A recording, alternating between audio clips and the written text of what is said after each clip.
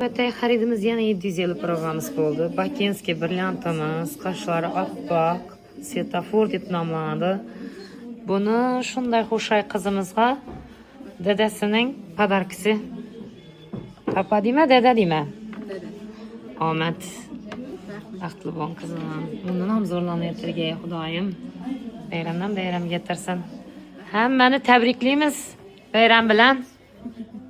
Navbatdagi xaridimiz shunday zo'r 41 grammlik qadimgi zimeykimiz bo'ldi. Ajoyib narsamiz. Yana bunam qoshsiz narsamiz. Onajonlarni o'g'illari, qizlari nomidanmi?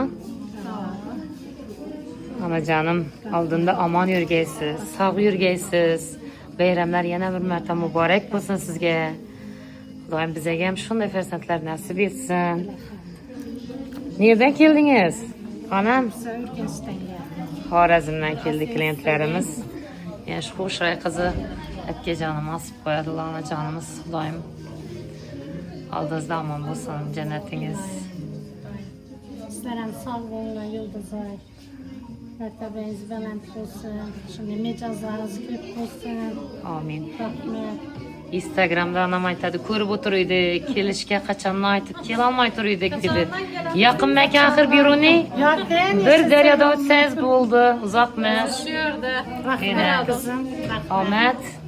Rahmet. Bayramdan bayram getirsin. Hammani tabriklaymiz yana bir marta.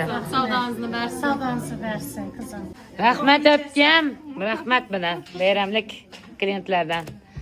Navbatdagi xaridimiz shunday 750 prova komplektimiz bo'ldi. Xo'jayinlarning nomidan podark ekan. O'zina beryapti, o'zing xalab ol deb. Sestra nereden keldingiz? Ellikqal'a Bo'stondan kelgan. Aytganimizga arzon narxlarda qilib berdik, skidka narxlarida. Bakinskiy 750 prova oldilar. Ajoyib narsa. Sevimli brilliantimizdan qoshlari buning yonib yotibdi. Tabriklaymiz. Xudoyim bayramdan bayram getirsin. Bugun bize xizmatda bayram kuni, bozor kuni bo'lsam. Ellikqal'a 4 kil Xorazm kelaverasizlar. Biruni. Omad sestra. Yana navbatdagi xaridimiz shunday lorika komplektimiz bo'ldilar.